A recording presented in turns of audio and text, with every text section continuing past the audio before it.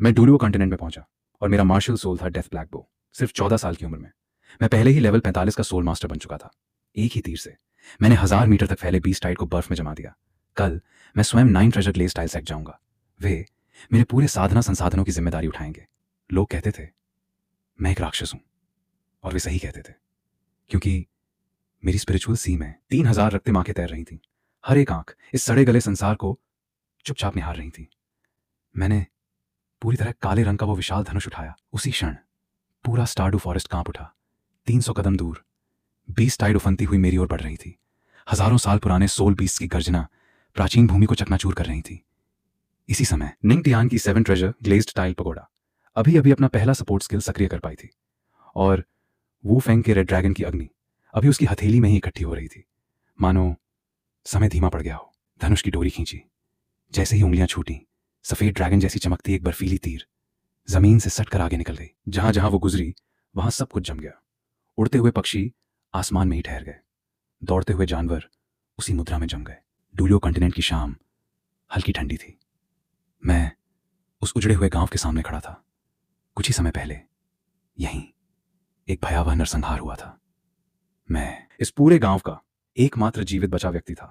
मैंने अपनी आंखों से देखा था कि बचपन से मेरा पालन पोषण करने वाले गांव के लोग कैसे ईवल सोल मास्टर्स के हाथों निर्दयता से मारे गए। मैंने अपना दाहिना हाथ उठाया।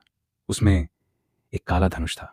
यही मेरा स्वयं जागृत हुआ मार्शल सोल था, और इसी मार्शल सोल की वजह से मैं मृत्यु के मुंह से वापस लौट पाया था। उसी समय हेवेंडू सिटी के भूमिगत द्वंद्व अखाड़े में चारों ओर शोर और जयकार गूंज रही थी। पूरा मैदान लगातार एक ही नाम पुकार रहा था। ब्लैक बाओ से खड़ा था।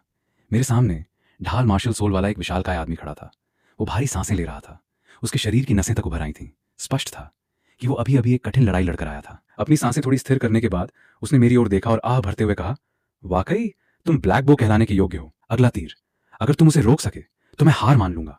मेरी बात सुनकर वो तनिक भी नाराज नहीं हुआ, बल्कि उत्साह से चिल्लाया, अच्छा तो आओ, पूरी ताकत से हमला करो। उसी क्षण मेरे पैरों के नीचे एक पीला, 2 बैंगनी और एक काला, कुल 4 सोल रिंग्स प्रकट हुए। अगले ही पल उनमें से एक बैंगनी सोल रिंग चमका। उसकी शक्ति एक अग्निमय तीर में बदल गई। उससे निकलती भीषण गर्मी चारों ओर फैल गई। मैंने धीमे स्वर में कहा, मैं कहता हूं यह तीर सामने खड़े व्यक्ति को अवश्य भेदेगा। जैसे ही मेरे शब्द समाप्त हुए, अगले ही पल अग्नि का तीर सीधे उसकी ढाल से टकराया। धड़ाम। ढाल क्षण भर में टूटकर बिखर गई। भीषण अग्निशक्ति बिना किसी रुकावट के सीधे उसके शरीर पर टूट पड़ी। आग की लपटों ने उसे पूरी तरह निगल लिया। उसकी दर्द भरी चीख पूरे अखाड़े में गूंज उठी। कुछ ही क्षण बाद वो जलता हुआ शरीर द्वंद्व मंच पर गिर पड़ा। अब उसमें लड़ने की जरा भी ताकत नहीं बची थी। पूरा भूमिगत अखाड़ा एकदम शांत हो गया। सभी लोग स्तब्ध रह गए। कुछ पल बाद चारों ओर हैरानी से भरी सांसों की आवाजें सुनाई देने लगीं। फिर मैंने धनुष पर बची हुई अग्नि को हल्के से झटका और अपने विशेष विश्राम कक्ष की ओर चल पड़ा। कमरे का दरवाजा खोलकर मैं अंदर गया और बाहर का सारा शोर दरवाजे के साथ ही बंद हो गया। मैं आराम से बैठ गया, आंखें बंद कर अपने भीतर की सोल पावर को धीरे धीरे शांत करने लगा। मैं अभी अपनी सोल पावर को शांत ही कर रहा था कि तभी दरवाजे पर हल्की दस्तक सुनाई दी। मैंने आंखें खोले बिना ही शांत स्वर में कहा, अंदर आ जाओ। दरवाजा धीरे धीरे खुला। एक लंबा और सधा हुआ व्यक्ति अंदर आया। मेरी ओर देखकर हल्का सा झुककर बोला, मिस्टर जाओ शू, आपकी ख्याति के बारे में बहुत पहले से सुन रखा है। आज मैं आपसे अकेले में एक बात करना चाहता हूं। मैंने धीरे धीरे आंखें खोली। मेरी काली आंखें शांत झील की तरह स्थिर थीं। मैंने सीधे पूछा, क्या बात है? सोने के चश्मे वाला व्यक्ति बिना घुमाए फिराए बोला, संसाधन, गोल्ड सोल कॉइन्स, साधना के लिए आवश्यक हर प्रकार का सामान, आपको जो चाहिए सब मिलेगा। बस आने वाले कुछ समय तक आपको एक व्यक्ति की सुरक्षा करनी होगी। मैं कुछ पल चुप रहा, फिर ठंडे स्वर में पूछा, मालिक कौन है? वो हल्के से सिर हिलाकर बोला, फिलहाल मैं उनके बारे में नहीं बता सकता। उनकी पहचान अत्यंत सम्मानित है। वो आपसे स्वयं मिलना चाहते हैं। आपको सिर्फ इतना बताना है कि इस प्रस्ताव में आपकी रुचि है या नहीं। मैंने कुछ क्षण सोचकर कहा, वैसे भी मैं अक्सर सुरक्षा के काम स्वीकार करता हूं ताकि साधना के लिए संसाधन जुटा सकूं। यह प्रस्ताव मेरी वर्तमान योजना से टकराता नहीं है। मैं स्वीकार करता हूं। उस व्यक्ति की आंखों में तुरंत प्रसन्नता की झलक दिखाई दी। वो बोला, तो फिर कल दोपहर हेवेंडू सिटी के 9 ट्रेजर इन में मुलाकात होगी। कृपया समय पर पहुंचिएगा। उसकी बात समाप्त होते ही मेरी आंखों में समझ की एक हल्की चमक उभरी। मैं आपके आने की प्रतीक्षा करूंगा, मिस्टर जाओ शू। इतना कहकर वो धीरे धीरे कमरे से बाहर चला गया। दरवाजा फिर से धीरे से बंद हो गया। अगले दिन दोपहर, हेवेंडू सिटी 9 ट्रेजर इन, ऊपरी मंजिल का एक निजी कक्ष शांत और सुरुचिपूर्ण था। मैं समय पर वहां पहुंचा। काले वस्त्रों में सीधा और शांत खड़ा था। कमरे में पहले से ही एक युवती बैठी हुई थी। उसके छोटे बाल साफ सुथरे ढंग से संवरे हुए थे। चेहरा सुंदर होने के साथ साथ दृढ़ता से भरा था। उसने सफेद रंग का शानदार वस्त्र पहन रखा था और शांत स्वर में बोला, मिस निंग, सीधे मुद्दे पर आइए। उसने धीरे से सिर हिलाया और शांत स्वर में कहा, मैं चाहती हूं कि तुम मेरे निजी अंगरक्षक बनो। मेरे साथ श्रेक एकेडमी चलो। जब तक मेरी पढ़ाई पूरी न हो जाए तब तक पूरे समय मेरी सुरक्षा की जिम्मेदारी तुम्हारी होगी। मैं कुछ क्षण सोचता रहा, फिर बोला, मैं इस समय झेंग टियान एकेडमी का आधिकारिक छात्र हूं। निंग टियान ने शांत नजरों से मेरी ओर देखा, मानो उसे पहले से ही मेरे उत्तर का अनुमान था। वो बोली, नियम हमेशा शक्तिशाली लोगों के लिए बदले जा सकते हैं। मैं 9 ट्रेजर ग्लेज स्टाइल सेक्ट के प्रभाव का उपयोग करके तुम्हारा झेंग टियान एकेडमी का नाम कटवा सकती हूं। बिना एक पल सोचे सिर हिलाकर मना कर दिया, जरूरत नहीं, मैं झेंग टियान एकेडमी नहीं छोड़ूंगा। निंग टियान कुछ पल चुप रही, फिर उसने एक कदम पीछे हटते हुए कहा, अगर तुम विद्यालय नहीं बदलना चाहते तो एक दूसरा तरीका अपनाते हैं। 9 ट्रेजर ग्लेज स्टाइल सेक्ट स्वयं झेंग टियान एकेडमी और श्रेक एकेडमी से बात करेगा। तुम्हें झेंग टियान एकेडमी के आधिकारिक एक्सचेंज स्टूडेंट के रूप में श्रेक एकेडमी भेजा जाएगा। 1 वर्ष बाद तुम फिर से झेंग टियान एकेडमी लौट जाओगे। मैंने धीरे से पूछा, 1 साल बाद मुझे अगली continental advance soul master academy tournament में झेंग टियान एकेडमी का प्रतिनिधित्व करना है। निंग टियान ने तुरंत उत्तर दिया, 1 वर्ष की एक्सचेंज अवधि मैं स्वयं पूरी करवाऊंगी। सारी औपचारिकताएं मैं संभाल लूंगी, लेकिन उस 1 वर्ष के दौरान तुम्हें हर समय मेरे साथ रहना होगा। मैंने हल्का सा सिर हिलाया, ठीक है, अगर समझौता तय हो गया है तो अब पारिश्रमिक की बात कर लेते हैं। उसने शांत स्वर में कहा, अगले 1 वर्ष तक तुम्हारी साधना के लिए आवश्यक हर प्रकार का संसाधन मैं उपलब्ध कराऊंगी। और फिर से शांत स्वर में कहा, ठीक है, अगले 1 वर्ष तक मैं तुम्हारी सुरक्षा की पूरी जिम्मेदारी लेता हूं। समझौता तय हो गया। दोनों में से किसी ने भी एक शब्द अतिरिक्त नहीं कहा। निंग टियान अपनी सीट से उठी। उसके सफेद वस्त्र का किनारा लकड़ी की कुर्सी से हल्के से छू गया। उसने मेरी ओर देखा और शांत स्वर में कहा, मेरे साथ चलो। हम दोनों एक के पीछे एक 9 ट्रेजर इन से बाहर निकल गए। कुछ ही देर बाद हम हेवेंडू सिटी में 9 ट्रेजर ग्लेज स्टाइल सेक्ट के निजी आवास पर पहुंचे। पूरा भवन शांत, विशाल और अत्यंत भव्य था। सामान्य रईसों के महलों की तुलना में यह कहीं अधिक आलीशान था। वहां पहुंचकर निंग टियान मुझे सीधे पीछे वाले प्रांगण में ले गई। वो मुड़ी और तेज कदमों से चली गई। जैसे ही उसका कदम पिछवाड़े के द्वार से बाहर निकला, अचानक एक लाल रंग की आकृति आंगन के प्रवेश द्वार पर दिखाई दी। मुझे ऊपर से नीचे तक देखा, फिर बिना किसी घुमाव के बोली, मुझे फर्क नहीं पड़ता कि तुम्हारी प्रतिभा कितनी बड़ी है या तुम्हारी ताकत कितनी अधिक है। तुम और हमारी यंग मिस्ट्रेस सिर्फ मालिक और अंगरक्षक हो, बस इतना ही। 1 साल का अनुबंध है, तुम्हें पैसा मिलेगा और बदले में तुम्हें उनकी सुरक्षा करनी होगी। इसके अलावा कोई और उम्मीद मत रखना। मैंने शांत स्वर में कहा, निश्चिंत रहो, मैं सिर्फ अपना वादा निभाना जानता हूं, न एहसान चाहता हूं और न ही ऐसी किसी भावना में मेरी कोई रुचि है। इतना कहकर मैं मुड़ा और सीधे कमरे के अंदर चला गया। मैंने पीछे खड़ी, अब भी सतर्क नजरों से मुझे देख रही व्यू फेंग की ओर दोबारा देखा भी नहीं। एक रात पलक झपकते ही बीत गई। सुबह 9 ट्रेजर रेजिडेंस के आंगन में धूप फैल चुकी थी। हल्की हवा धीरे धीरे बह रही थी। निंग टियान सुबह सुबह ही लौट आई। उसने मेरी ओर देखते हुए कहा, सारे दस्तावेज तैयार हो चुके हैं। अब तुम झेंग टियान एकेडमी के आधिकारिक एक्सचेंज स्टूडेंट के रूप में 1 वर्ष के लिए श्रेक एकेडमी जाओगे। जल्द ही हम तीनों ने तैयारी पूरी की और प्रस्थान करने लगे। जैसे ही हम 9 ट्रेजर रेजिडेंस के मुख्य द्वार से बाहर निकले, सामने कुछ परिचित चेहरे पहले से हमारा इंतजार कर रहे थे। टैंग शॉले सबसे पहले आगे बढ़ा। उसके चेहरे पर हमेशा की तरह खुली मुस्कान थी। वो बोला, जाओ, बधाई हो, एक्सचेंज स्टूडेंट बनकर श्रेक एकेडमी जाना बहुत बड़ा अवसर है। ये वुकिंग ने भी हल्के से सिर हिलाया। उसने शांत स्वर में कहा, अपना ख्याल रखना। 1 साल बाद मैं झेंग टियान एकेडमी में तुम्हारा इंतजार करूंगा। हम साथ मिलकर अगली continental advance soul master academy tournament में हिस्सा लेंगे। उसी समय पास खड़ी निंग टियान के शरीर से अचानक 7 ट्रेजर ग्लेज स्टाइल पगोड़ा की सोल पावर उमड़ने लगी। फिर श्रेक एकेडमी के लिए रवाना होंगे। इसके बाद घोड़ा गाड़ी ने अपना रास्ता बदल लिया और सीधे स्टारडू फॉरेस्ट की ओर बढ़ चली। कुछ समय बाद घना जंगल सामने दिखाई देने लगा। घने पेड़ों से आती प्रकृति की प्रबल ऊर्जा चारों ओर फैल रही थी। आसमान को ढंकते विशाल वृक्ष अनंत तक फैले हुए थे। हम तीनों घोड़ा गाड़ी से उतरकर पैदल आगे बढ़े और स्टारडू फॉरेस्ट की बाहरी सीमा पर पहुंच गए। जैसे ही हम जंगल के भीतर दाखिल हुए, वू फेंग ने तुरंत अपनी सोल पावर सक्रिय कर दी। उसके पूरे शरीर से गर्म अग्नि आभा फैलने लगी। वो पूरी तरह सतर्क थी। मेरी संवेदन शक्ति उन दोनों से कहीं अधिक थी। मेरी अदृश्य स्पिरिचुअल पावर क्षण भर में चारों ओर फैल गई। मैं हर छिपे हुए सोल बीस्ट की उपस्थिति महसूस कर रहा था। थोड़ी देर बाद मैंने शांत स्वर में कहा, तुम दोनों बीच में चलो, सामने से आने वाले सभी खतरे मैं संभाल लूंगा। तुम्हें किसी बात की चिंता करने की जरूरत नहीं है। दोनों ने कुछ नहीं कहा। वे चुपचाप मेरे पीछे पीछे चलने लगे। हम धीरे धीरे जंगल के और भीतर पहुंच गए। हम स्टारडू फॉरेस्ट के इनर एरिया की सीमा तक पहुंच गए। निंगटियान रुक गई। वो आसपास मौजूद सोल बीस्ट की आभा महसूस करके अपने लिए उपयुक्त सोल बीस्ट खोजने लगी। लेकिन उसी क्षण अचानक जमीन पर पड़े सूखे पत्ते जोर से उड़ने लगे। धरती के भीतर से भारी कंपन महसूस हुआ। अगले ही पल जंगल के बाहरी हिस्से से एक विशाल बीस्ट टाइड तेजी से हमारी ओर बढ़ता दिखाई दिया। अनगिनत सोल बीस्ट्स घने जंगल को चीरते हुए पागलों की तरह भाग रहे थे। कुछ ही क्षणों में उन्होंने हमारे चारों ओर का रास्ता बंद कर दिया। खतरा सामने खड़ा था। निंगटियान ने बिना एक पल गंवाए अपना हाथ उठाया। उसकी हथेली पर 7 ट्रेजर ग्लेज टाइल पगोड़ा प्रकट हो गई। दूसरी ओर वू फेंग के शरीर से लाल अग्नि भड़क उठी। दोनों के हमला करने से पहले ही मैंने कदम बढ़ाया।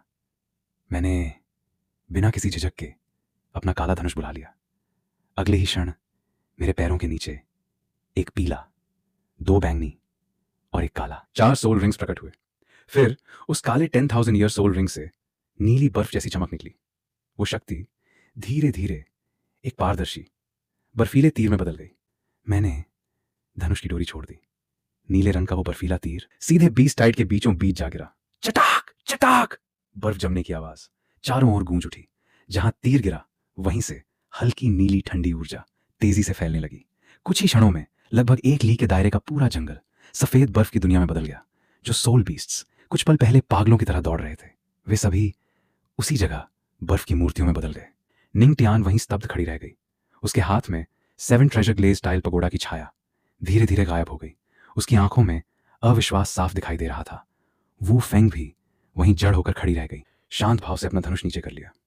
काला धनुष धीरे धीरे मेरी देह में विलीन हो गया। कुछ देर बाद निंगटियान को होश आया। उसने अपने मन का आश्चर्य दबाया और धीरे धीरे जमी हुई भूमि की ओर बढ़ गई। वो एक एक सोल बीस्ट को ध्यान से देखने लगी। उसके पीछे वू फेंग भी चल दी। इस बार उसकी आंखों में मेरे प्रति न तो शंका थी और न ही विरोध, सिर्फ गहरा सम्मान और भय मिश्रित आदर था। वो अब पूरी तरह समझ चुकी थी कि उनकी यंग मिस्ट्रेस ने जिस लड़के को अपना अंगरक्षक चुना है वो कोई साधारण प्रतिभाशाली सोल मास्टर नहीं, बल्कि एक सोया हुआ भयानक राक्षस है। दोनों बर्फ से ढके जंगल में धीरे धीरे आगे बढ़ती रहीं। उसी समय अचानक एक बूढ़ी और गूंजती हुई आवाज मेरे मन में सुनाई दी। हाँ, मैंने कभी नहीं सोचा था कि मेरी एक बची हुई आत्मा अब भी जीवित रह पाएगी। सिर्फ इन 2 वाक्यों को सुनते ही मैं समझ गया कि बोलने वाला कौन है। वो था आइलेक्स, नेक्रोमैंसर, गॉड और कैलेमिटी ऑफ द अनडेड। मैंने तुरंत समझ लिया कि अभी अभी हुई बीस्ट टाइड दरअसल तियानमेंग आइस वॉर्म के सील से निकली स्पिरिचुअल पावर की लहरों के कारण हुई थी। जब मेरी चेतना स्पिरिचुअल सी में पहुंची तो देखा कि आइलेक्स मुझसे पहले ही वहां आ चुका था। कुछ क्षण बाद उसने मेरी ओर देखकर कहा, बच्चे, तुम्हारी स्पिरिचुअल सी वाकई कुछ अलग है। मैंने हल्की मुस्कान के साथ सिर खुजलाते हुए कहा, मैंने भी नहीं सोचा था कि आप जैसे महान वरिष्ठ भी ऐसा कहेंगे। सचमुच बहुत विशेष है। जहां तक नजर जाती थी पूरा आकाश रक्तिम आंखों से भरा हुआ था। वे मेरी स्पिरिचुअल सी का एकमात्र दृश्य थी। आकाश के ऊपर अनगिनत लाल आंखें। फिर उसने अपनी नजर मेरी ओर मोड़ी और शांत स्वर में कहा, मेरा नाम आइलेक्स है। दुनिया मुझे नेक्रोमैंसर या कैलेमिटी ऑफ द अनडेड के नाम से जानती है। मैंने गंभीर भाव से हल्का सा झुककर प्रणाम किया। वरिष्ठ, मेरा नाम झाओशू है। आपसे मिलकर सम्मानित महसूस कर रहा हूं। एक दूसरे का परिचय होने के बाद आइलेक्स ने शांत स्वर में कहा, वरिष्ठ, आप निश्चिंत होकर यहीं विश्राम कीजिए। मेरी स्पिरिचुअल सी आपके रहने का स्थान बन सकती है। उसी समय मेरी चेतना भी वास्तविक दुनिया में लौट आई। उस समय निंगटियान को अपने लिए एक उपयुक्त सोल बीस्ट मिल चुका था। वो 1000 वर्ष पुराना जायंट स्ट्रेंथ एप था। ये शुद्ध शक्ति प्रकार का सोल बीस्ट था। लेकिन इस समय पूरा जायंट स्ट्रेंथ एप मेरी बर्फ में पूरी तरह जमा हुआ था। मोटी बर्फ की परत उसके पूरे शरीर को ढके हुए थी। निंगटियान ने उस जमे हुए सोल बीस्ट को देखा और बेबस होकर खड़ी रह गई। उसे समझ नहीं आ रहा था कि वो उस तक पहुंचे कैसे। वू फेंग तुरंत आगे बढ़ी। उसने बिना किसी झिझक के अपने रेड ड्रैगन मार्शल सोल को सक्रिय कर दिया। भीषण अग्नि उसके पूरे शरीर से फूट पड़ी। चाहे उसकी आग कितनी भी प्रचंड क्यों ना हो, बर्फ की परत जरा भी नहीं पिघली। उसी समय मैं धीरे धीरे आगे बढ़ा। मैंने बस अपना हाथ उठाया, मेरी उंगलियों पर हल्की सी चमक दिखाई दी। अगले ही क्षण एक अदृश्य शक्ति पूरी बर्फ की परत पर फैल गई। चटाक चटाक लगातार टूटने की आवाजें गूंजने लगी। मोटी बर्फ परत दर परत अपने आप टूटने लगी। फिर वो वहीं बैठ गई और उसके सोल रिंग को अवशोषित करना शुरू कर दिया। चारों ओर फिर से शांति छा गई। वू फेंग एक और खड़ी थी। उसने पहल करते हुए पूछा, जाओ शू, अभी जिस आइस सोल स्किल से तुमने बीस्ट टाइड को जमा दिया, क्या वो एक्सट्रीम आइस था? मेरी रेड ड्रैगन फ्लेम उसके सामने बिल्कुल बेअसर थी। ऐसा सिर्फ एक्सट्रीम एलिमेंट के सामने ही हो सकता है। मैंने बिना कुछ छिपाए शांत स्वर में उत्तर दिया, हाँ। ये सुनते ही फेंग का शरीर हल्का सा कांप गया। उसकी सांस एक पल के लिए रुक गई। सचमुच एक्सट्रीम आइस। फिर उसने पूछा, तो तुम्हारी आग और मेरी रेड ड्रैगन फ्लेम, इन दोनों में कौन अधिक शक्तिशाली है? मैंने उसकी ओर देखा। उसका चेहरा पूरी गंभीरता से उत्तर की प्रतीक्षा कर रहा था। मैंने बिल्कुल सहज भाव से कहा, बस तुम्हारी आग से थोड़ी सी ज्यादा शक्तिशाली है। वू फेंग थोड़ा उलझ गई। थोड़ी सी? कितनी थोड़ी? मैंने अपना दाहिना हाथ उठाया, अंगूठे और तर्जनी के बीच बहुत सा छोटा सा फासला दिखाते हुए कहा, लगभग इतनी सी। मैं डूलो कॉन्टिनेंट में पहुंचा और शुरुआत से ही ब्लैक बो मेरे हाथ में था। मैंने अभी अपनी पूरी ताकत भी नहीं दिखाई थी कि शिव संशी पहले ही घुटने टेक चुका था। पूरी कक्षा ये सोचती थी कि मैं घमंडी हूं, लेकिन जब मैंने वो एक तीर छोड़ा तब उन्हें समझ आया कि मैं घमंडी नहीं हूं, मैं सचमुच बहुत शक्तिशाली हूं। निंगटियान जमीन पर पद्मासन लगाकर बैठी थी। 1000 वर्ष पुराने सोल रिंग की आखिरी ऊर्जा भी धीरे धीरे उसके शरीर में समा गई। उसने धीरे से अपनी आंखें खोली। उसकी आंखों में एक क्षण के लिए आध्यात्मिक चमक लहराई। उसके शरीर से निकल रही सोल पावर स्थिर और भरपूर थी। हमने संक्षेप में सामान समेटा और जंगल से बाहर निकलने के लिए तैयार हो गए। तभी हमारे पीछे झाड़ियों में सरसराहट की आवाज सुनाई दी। मैं रुका और पीछे मुड़कर देखा। घनी टहनियों के बीच से 3 लोग बाहर आए। सबसे आगे एक लंबा और सीधा खड़ा युवक था। वो अनायास ही अपने पीछे खड़े दोनों लोगों के सामने आकर खड़ा हो गया। उसकी निगाहें सतर्कता से मुझ पर और मेरे साथ खड़ी दोनों लड़कियों पर टिक गईं। उसके बगल में घोड़े की पूंछ जैसी पॉनीटेल बांधे एक युवती खड़ी थी। सबसे पीछे एक सुंदर चेहरे वाला शांत स्वभाव का किशोर था। सबसे आगे खड़े युवक ने सबसे पहले बात की। उसकी आवाज शांत और स्थिर थी। क्या आप लोग भी स्टारडू फॉरेस्ट से ही आ रहे हैं? निंगटियान ने शांत स्वर में उत्तर दिया, हाँ, हम रास्ते से गुजर रहे थे, अब श्रेक एकेडमी में रिपोर्ट करने जा रहे हैं। ये सुनते ही सामने खड़े तीनों लोगों की सतर्कता काफी हद तक कम हो गई। उस युवक ने पहले अपना परिचय दिया, मेरा नाम बेबाई है, ये टैंग यहाँ है और ये हुओ युहाओ। हम भी श्रेक एकेडमी जा रहे हैं।